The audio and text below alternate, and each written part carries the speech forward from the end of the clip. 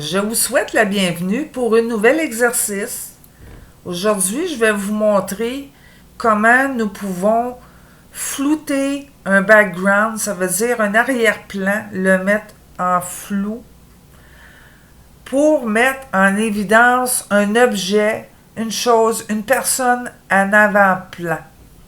Comme si on voit la branche avec le petit papillon et en arrière, on voit que c'est flou. Donc, ce qui attire l'œil, c'est la branche et non le derrière. Dans cet exemple-ci, c'est la petite fille qui est en avant-plan et on voit l'arrière-plan qui est flou. Avec des appareils comme aujourd'hui, la technologie, on sert beaucoup de nos cellulaires et on n'a pas cet effet que nous pouvons faire avec une vraie caméra professionnelle. Dans cet exemple, nous avons la fleur qui est mise en évidence. Même la branche en bas, je remarque qu'elle a été floutée. Et dans mon dernier exemple, on voit bien une cornette crème en glace et le flou à l'arrière. J'ai été fouillée dans mes photos de voyage et j'ai trouvé une photo que je trouve qui est l'exemple idéal pour flouter l'extérieur, le background de l'image. Je vais me mettre en évidence. Donc, j'ai pris ma photo originale. Je l'ai dupliquée. J'ai fermé mon œil. Je vais travailler sur ma deuxième image. Vous allez aller dans votre réglage. Profondeur du champ, qui se trouve être le background, l'arrière-plan. Maintenant, on est rendu dans le champ de profondeur. Vous avez les proportions d'origine comme par défaut présentement. Le flou, il est à 20. L'outil utilisé, c'est l'outil circulaire. Mais vous pouvez changer ça. Aussi, la forme de l'ouverture. Vous avez comme deux façons. Je peux vous montrer la deuxième.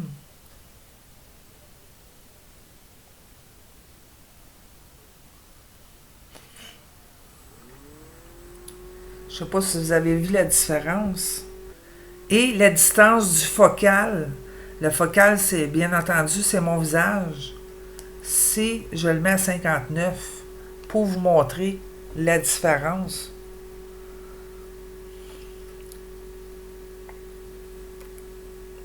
On voit encore là que on voit en avant, c'est beaucoup. Puis en arrière, c'est comme pas assez. Là, c'est trop rond encore. Fait que on va laisser la proportion à 0. C'était pour vous montrer que vous pouvez jouer là-dedans. Vous pouvez l'augmenter un petit peu, il n'y a pas de problème. Là. Tout est une question de goût. Vous avez aussi, je vais vous montrer le lasso, mais je vais prendre le rectangle en premier. Que je trouve personnellement que ça ne convient pas à la situation. Si vous avez des choses rectangles dans une image, ça va bien, mais moi, je ne suis pas rectangle. Là, vous allez dire, elle est drôle. Oui, je suis drôle, ça m'arrive.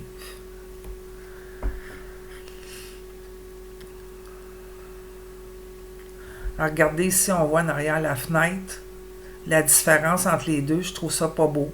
Fait que je vais aller à l'outil sélection au lasso.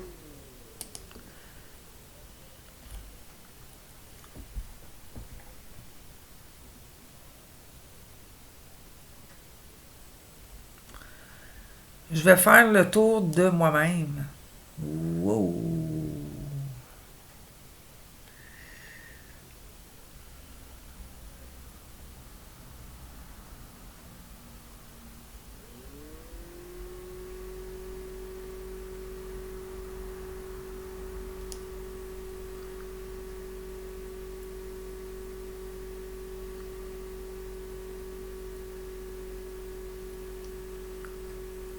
Maintenant, mon flou, je vais l'augmenter à 45.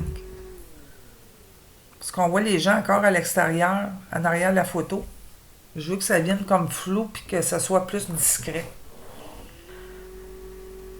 Je veux faire comme genre la fleur ou la petite fille. C'est moi, je veux me mettre en évidence à comparer à ce qu'il y a en arrière.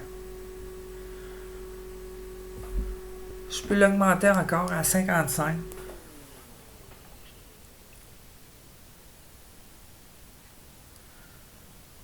Il faut être plus patient parce que, disons que je demande plus de travailler.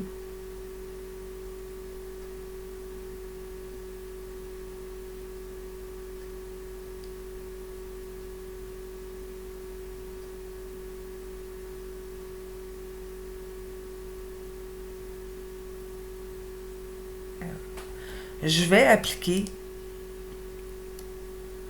et on voit maintenant que je suis comme en avant-plan de la photo. Et l'arrière-plan, on dirait qu'il est loin en arrière. C'est comme un effet 3D. Je vais vous montrer avant et après. On voit bien la différence. Et maintenant, je suis sûre que vous comprenez l'exemple des premières photos que je vous ai montrées, ce que je voulais faire. Si vous trouvez que votre image est trop grande maintenant que vous avez fait des changements, vous pouvez redimensionner avec l'outil recadrer. Dans le fond, recadrer votre image. Ensuite, avec le petit crochet, vous allez appliquer. Et ça vous fait une belle image avec un beau background, un arrière-plan flouté. Voilà, j'ai fini mon exercice pour aujourd'hui. J'espère que ça va être utile pour vous. Si vous avez des questions, n'hésitez pas à me les demander en commentaire. Je vous souhaite une excellente journée. Au revoir!